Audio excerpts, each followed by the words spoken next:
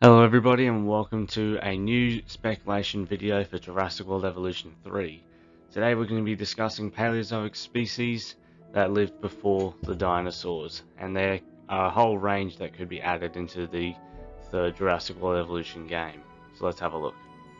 So we're going to begin in the Cambrian, which is where the largest explosion of life began, the Palaeozoic, with many animal groups appearing at this time. So our first species is the Anomalocaris, easily the most iconic of the Cambrian species aside from the trilobites. However, the abnormal shrimp is easily one of the most likely additions from the Cambrian given its predatory nature and its ability to swim, whereas compared to some other Cambrian species it's also a lot bigger. Another species is Ordovician, which is much smaller but has a very distinct look, 5 eyes as well as a clasping mouthpart. Relycia rex is a trilobite consideration that is one of the largest known and would certainly be a great addition as trilobites are one of the most iconic of all prehistoric animals. And the last one is Pakaia, an early chordate that somewhat resembles a worm mixed with a eel, or at least with an eel tail, but they are a very bizarre little animal that would be perfect for the Cambrian roster. Now moving to the Ordovician, which was a period that occurred just before a mass extinction that almost wiped out every animal around this time. So our first animal is Carboniferous, or a giant orthocone, one of the most notable species from this period, and certainly the biggest animal that could be added from the Ordovician. Another animal would be Megalograptus, a large sea scorpion, which is probably best known from the BBC series, well, mini-series Sea Monsters, which was a Walking with Dinosaurs spin-off. Adriocastus would also be a fantastic addition, a large filter-feeding relative of Anomalocaris, and easily one of the most bizarre-looking animals that's ever lived. It would be an interesting addition, whether it's likely or not, that is to be decided by Frontier. And Arandaspus is our last animal from the Ordovician, and that a jawless fish that was a filter feeder, filtering in chunks of food that would have been floating around in the water, so plankton and any scraps left over by some of the large predators. Now moving on to the Silurian, a particularly biodiverse period in the Palaeozoic. So there are a few species that we can have in this period. So the Pterygotus, a large sea scorpion, is one of the largest sea scorpions ever known, as well as Gioorneiros, a bony jawed fish from China from this period. It may look pretty nasty, but it's actually quite small. But it would be a fantastic addition given its relevance as a groundbreaking species. Entelognathus is a placoderm species, so related to Dunkleosteus, just living a few million years earlier, and it's one of the largest species of fish from this period and would make a fantastic addition. And Megamastax, a Sarcoterygian, would be another very diverse addition, having a whole range of different fins and a very unique look. Now moving on to the Devonian, where life really did start to proliferate, not just in the sea, but also on the land. So we already have Dunkleosteus, which is easily the most iconic animal of this period, but there are a whole range of others. Inerpatun is a large amphibian from this period that would be a very cool semi-aquatic species. The same with Tiktaalik, a sort of intermediate species between fish and amphibians.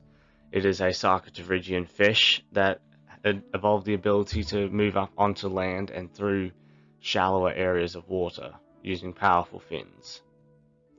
Eusthenopteron is another Sarcoterygian and another very notable species from this group.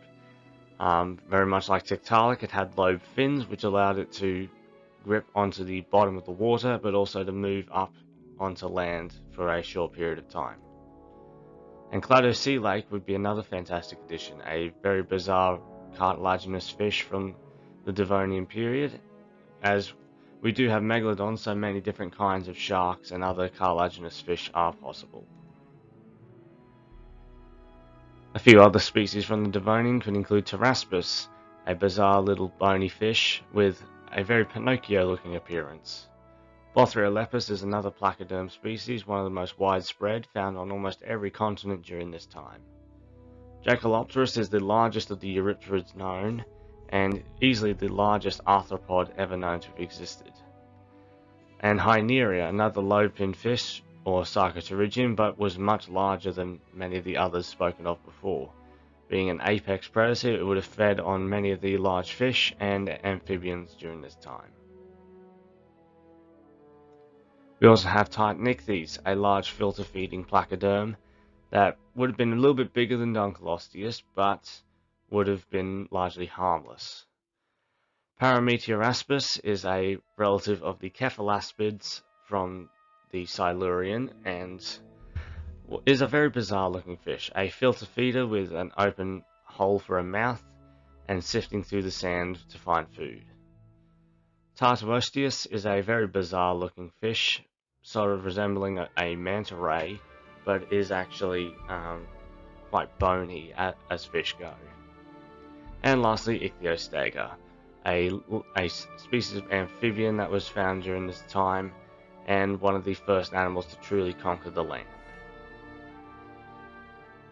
Now moving on to the Carboniferous, an era where insects were large and the land was truly starting to be occupied by more and more species.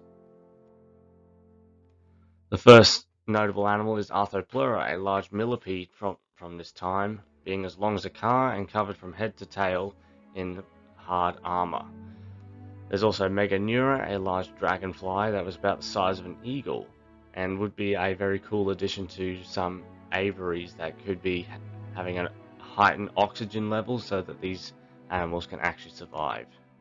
Homonoscorpius is another great addition, one of the largest scorpions known to have existed on land, and certainly no fan of Nigel Marven if you go off Prehistoric Park.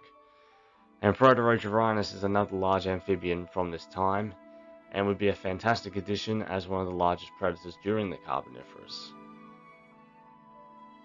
There's also Stethocyanthus, also known as the ironing board shark, which was a species of cartilaginous fish that was a bit smaller than the Walking With series portrayed it, but would be a fantastic addition due to its bizarre shape. Rhizodus was the largest freshwater fish of all time, and would be a fantastic predator to add into freshwater lagoons, or if we were to have deep water tools, it could be placed in there as well.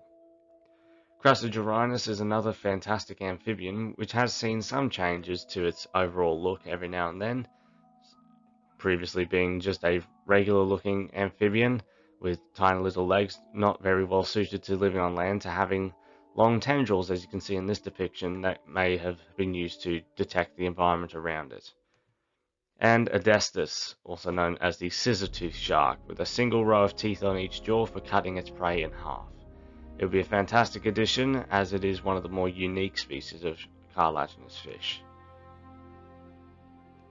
We also have Hippotopterus, which is a large eurypterid that somewhat resembles a horseshoe crab in some ways, but is a very large arthropod. Orthocanthus is another species of cartilaginous fish that would be a fantastic addition due to its very unique look and spike at the base of the head. Eogyrinus was one of the longer amphibians during this time, reaching about 3 meters in length, and yeah, it'd be great to get a whole range of different amphibians in terms of their size and shape. And lastly, Platyhystrix, a species that, for those who've played Path of Titans, you may be familiar with, which was a species of amphibian known for its large dorsal spine. And the final period of the Palaeozoic being the Permian, perhaps the most exciting time of this whole era. So, the Permian was known for its reptiles and also the synapsids, which were mammal-like relatives, and certainly one of the most famous is Inostrancevia, the largest of the Gorgonopsids. It would be a phenomenal addition to have this incredible predator added to Jurassic World Evolution 3 with its large saber teeth and very mammalian appearance. Scutosaurus, which was one of its primary prey sources, was a large armored reptile that somewhat resembled a tortoise in several aspects, but was actually a Palaeozoic, an extinct type of reptile. A Dilophosaurus, which was a relative of the Dimetrodon, also had a sail on its back. This species had a much smaller head and was largely herbivorous. And yeah, it would be great to get more sail-backed animals in, particularly from the Sphenacodontidae, as you can also find with Sacodontosaurus, which was another relative of Dimetrodon with a more crocodilian head. Cotylarhynchus is a large species of synapsid that was somewhat resembling a dewback from the Star Wars series, but was a very large reptile and one of the largest land animals of the period. Moschops was another large animal with a domed head, perfect for headbutting one another. And this head was much smaller than when compared to the rest of the body, and was a very bizarre herbivore. Pamphonius was another species of synapsid that would be a very interesting addition, somewhat resembling more of a wolf compared to the other Gorgonopsids. Astemnosuchus is another fantastic species with a very unique head shape, with all these different nodules to create a very bizarre looking face. But this animal had a very similar body plan to Moschops, but would be a very unique addition due to its unique skull. And despite the sharp teeth, it was actually a herbivore. Diectodon was a small relative of the Lystrosaurus, known for burrowing into the sand of the late Permian. And even though the Lystrosaurus we have right now is small, this one would be even smaller. Silurian would be a perfect aviary addition as one of the flying lizard species from this time.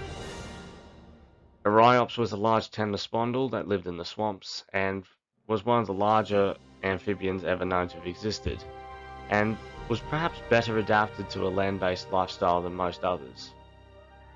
And Anteosaurus, the largest predator of the Permian, at least on land, would be a fantastic addition to overshadow the Gorgonopsids in its size and power.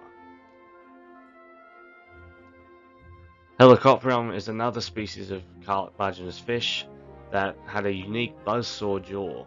I mean, I say unique, there were actually many different kinds of these fish that had a similar jaw plan, but it was very efficient for disarming prey. Mesosaurus is another very famous fossil, known for the continental drift theory, having it being found on multiple continents.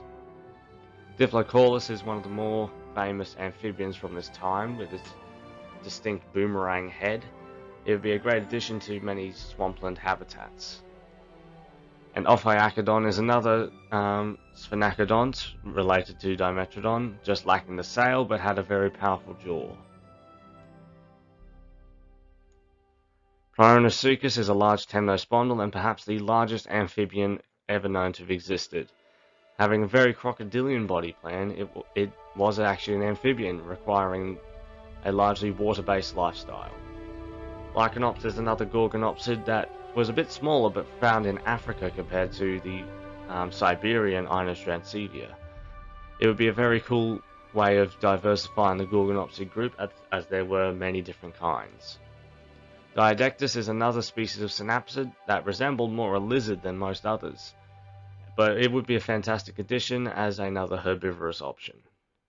And lastly, Gorgonops, one of the more notable Gorgonopsid species and one of the larger members of the group. However, Inostrancevia outshone the whole lot of them.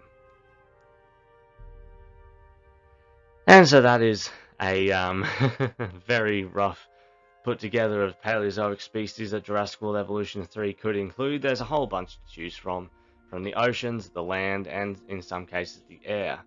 There would have to be a lot of unique habitats to be used to actually house many of these species, as amphibians do require a lot of water and also swim.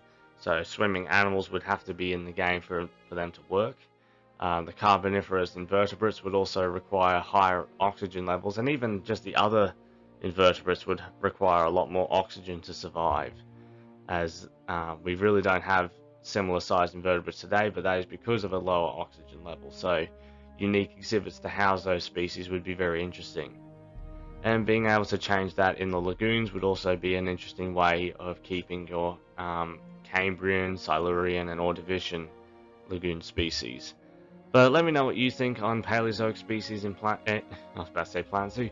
Jurassic World Evolution 3. We do already have 2 in the Dimetrodon and Lystrosaurus, but how many more do you think Jurassic World Evolution 3 needs to add? I think I covered the bulk of the Palaeozoic species that are possible, but we'll just have to wait and see what Jurassic World Evolution 3 brings. I would personally prefer more Cenozoic species than Palaeozoic, but that is just me. But yeah, let me know your thoughts in the comments down below, and I'll see you all in the next video. Bye bye.